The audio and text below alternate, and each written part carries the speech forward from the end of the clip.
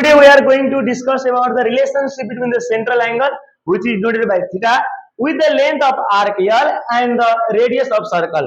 यो एउटा मिनिङ जसमा चाहिँ हामीले कुनै पनि सर्कलको सेन्ट्रल एंगल, आर्कको लेन्थ र तिनीबाट बनेको जुन रेडियस बीचको रिलेसनलाई चाहिँ आज हामी चर्चा गर्छौं। यसमा एउटा थ्योरम आधारित बनेको छ जसमा के भनेको छ, the circular measure of an angle is exposed by the ratio of the length of the arc to the circle subtending on the arc at the center of its radius। भन्नको मतलब centre angle के रहेछ, कुनै पनि circle को centre मा बनेको angle length of arc of circle को रेडियस सँग के छ त रेशियो मा हुन्छ। यही कुराले हामी आज सिद्ध गर्छौं अर्थात प्रमाणित गर्ने जान्छौं, जसमध्ये हामी हेर्न सक्छौं।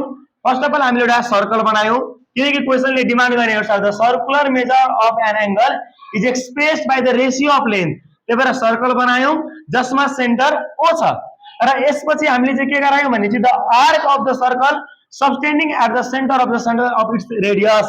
एउटा रेडियस सँग आर्क एबी भन्ने आर्क बनायौं जसमा यो रेडियस ओए इज इक्वल टु एबी। हामीले यहाँ हेर्न सक्छौं ओए आर्क सँग रेडियस सँग ओबी भन्ने यो आर्क इक्वल छ। यति बेलामा बनेको एंगल कति हुन्छ त 1 रेडियन एंगल हुन्छ। हामीले एंगल मेजरमेन्टमा डिग्री सिस्टम, ग्रेड सिस्टम र रेडियन सिस्टम तीनवटा सिस्टमबाट एंगल मेजरमेन्ट गरेका थियौं। यसर्थ यो रिलेसनबाट के आउँछ, theta is equal to L upon R. Angle theta means the central angle and L means length of arc and R is the radius of circle. So हामीले कन्सिडर गरौं, consider O be the centre of circle and angle AOC. AOC ले हामीले theta मानेका छौं।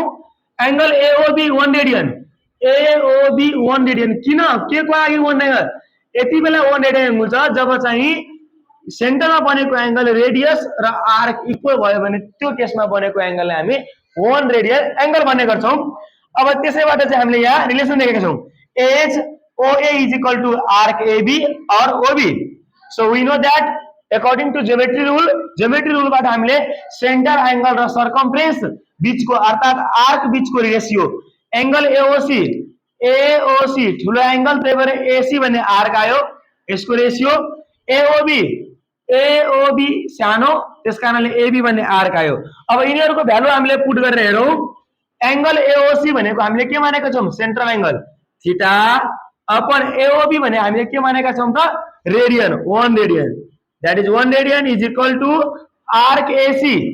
Arc AC ले चाहिँ हामीले चाहिँ अब एल भनेको length of arc and AB भनेको के छ त, एबी भनेको रेडियस हो। So we can put here R because AB is equal to OA.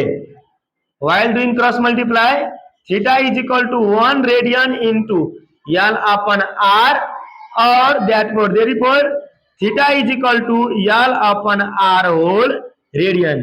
Means central angle must be in what? Radian form. Central angle should be in circular measurement, that is radian measurement.